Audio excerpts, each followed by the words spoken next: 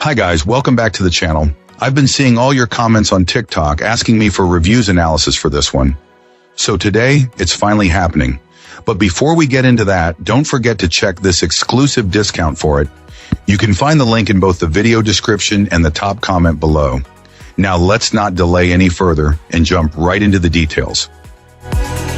So I recently picked up this 2-bay network attached storage device, and I've got some thoughts. Overall, I'm pretty happy with it, but there were definitely a few hurdles along the way. I'd give it a solid 4 out of 5 stars.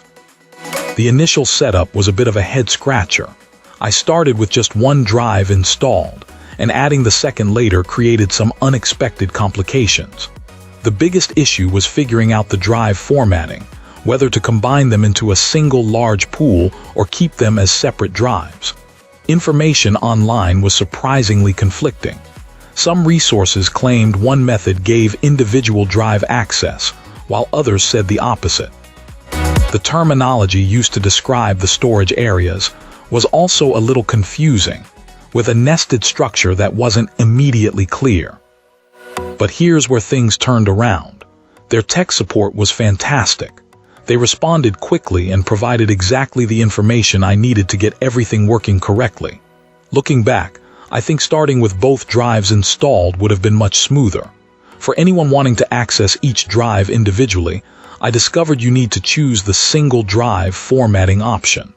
I ended up mapping them as network drives, so I have handy desktop icons for each. After the initial setup, things are incredibly smooth. The interface accessed through a web browser is really well designed and intuitive.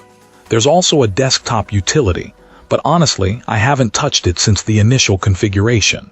The device comes preloaded with several apps, though the documentation on these could definitely use some improvement. I found myself needing to research each one individually, since their purpose wasn't immediately obvious. While I didn't find many of them useful for my personal needs, I can see how they'd be valuable in a business environment.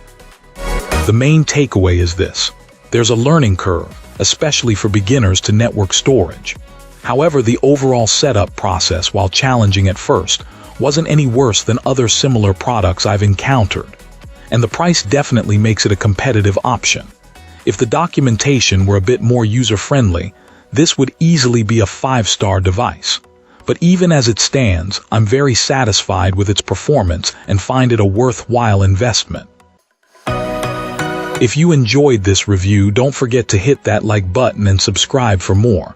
Got thoughts or questions? Drop them in the comments. I'd love to hear from you. Thanks for watching, and I'll catch you in the next one.